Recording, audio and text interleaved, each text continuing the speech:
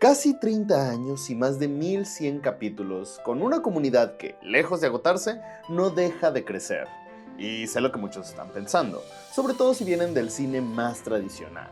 Lo ven y dicen, es solo un anime de piratas que se estira como goma.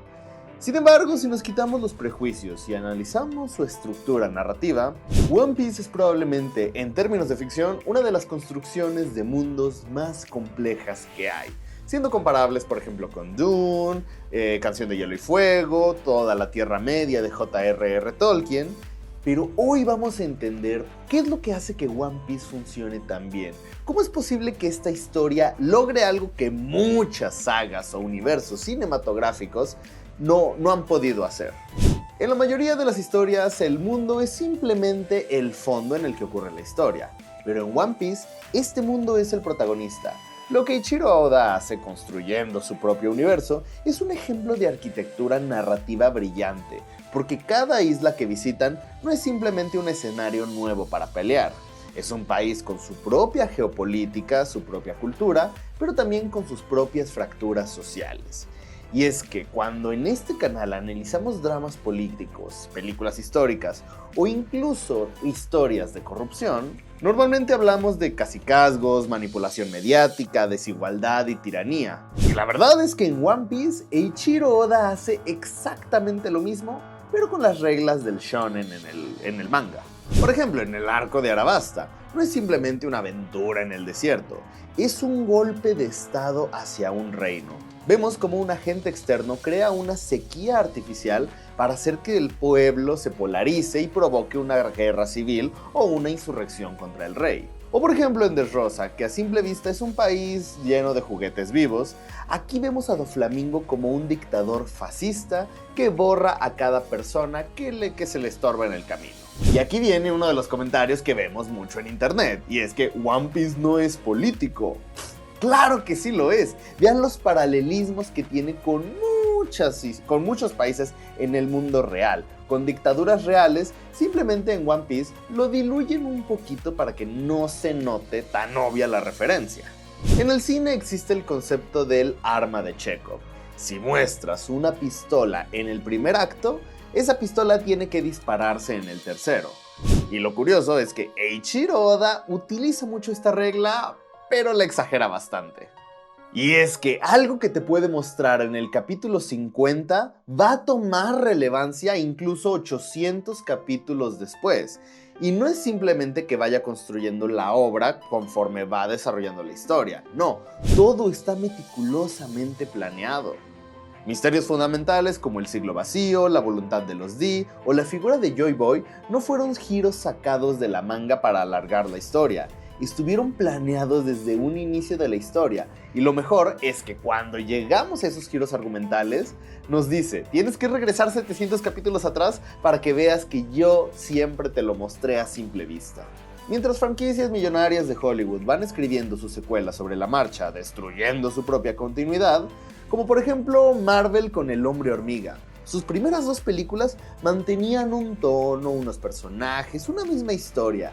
Sin embargo, con la tercera, cambiaron todo esto completamente, simplemente para meter a Ant-Man en todo el tema del multiverso. En cambio, One Piece recompensa la paciencia del espectador. Te hace sentir que el mundo existía mucho antes de que Luffy zarpara, y probablemente después de que él muera, este mundo seguirá existiendo. Así de vivo se siente.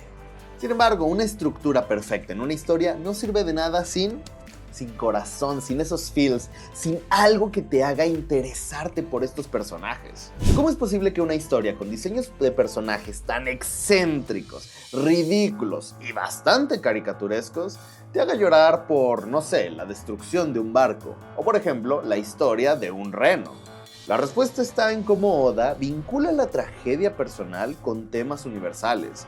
Los pasados de los personajes no solamente son tristes por el morbo de hacerlos sufrir.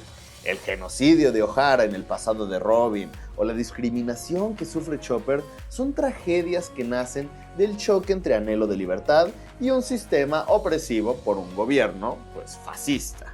Este diseño estrafalario baja nuestras defensas, porque tú empiezas a ver One Piece esperando una comedia ligera, una historia muy simpática y graciosa, y pues sí, de cierta forma lo es. Pero cuando menos te lo esperas, el guión te apuñala con dilemas bastante oscuros y profundos, como racismo, sexismo, el sacrificio, pero también lo que significa heredar un sueño. Por eso lloramos cuando la tripulación se despide del Going Merry, porque no estamos despidiendo un barco, despedimos a un miembro de la familia que representa la inocencia de sus primeros viajes. Porque sí, cuando tienen su segundo barco, el Tao Sansani, quiere decir que están ante mayores peligros y ante una aventura mucho más peligrosa. Y sí, yo sé que mucha gente dice cosas como, es que One Piece es muy largo, o algo muy común, dicen, voy a ver los primeros episodios, los ven y dicen, no me gustó, es un poco lento. Y sí, pero recordemos una cosa, One Piece es un anime de los 90. Actualmente muchas series tienen un ritmo más acelerado porque están construidas en temporadas de 12 o 24 episodios. One Piece en los 90 comenzó siendo un anime semanal, entonces tenían que estirar muchas cosas porque semana a semana había capítulos y no había una época del tiempo donde no nos quedáramos sin ver un episodio de One Piece.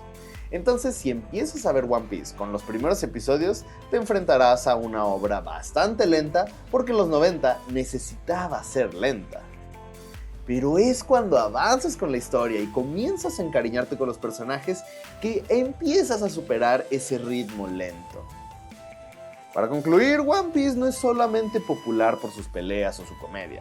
Es popular porque después de todos estos personajes coloridos, es un reflejo perfecto de las luchas humanas por la libertad. Mientras nosotros en el mundo real vivimos en países con violencia, con corrupción, en gobiernos fascistas, en One Piece logran retratar eso perfectamente para que encontremos este paralelismo con una serie de piratas con el mundo real. Entonces sí, si no has visto One Piece, te recomiendo que veas el live action porque es una buena manera de darle una oportunidad a la obra.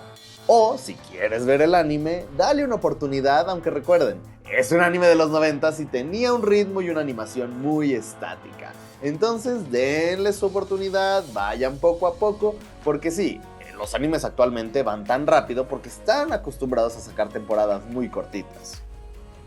Por lo pronto, esto es Cine Galeón, yo soy Jubis y, de verdad, denle una oportunidad a One Piece, una de las obras más legendarias, importantes y maravillosas de toda la historia.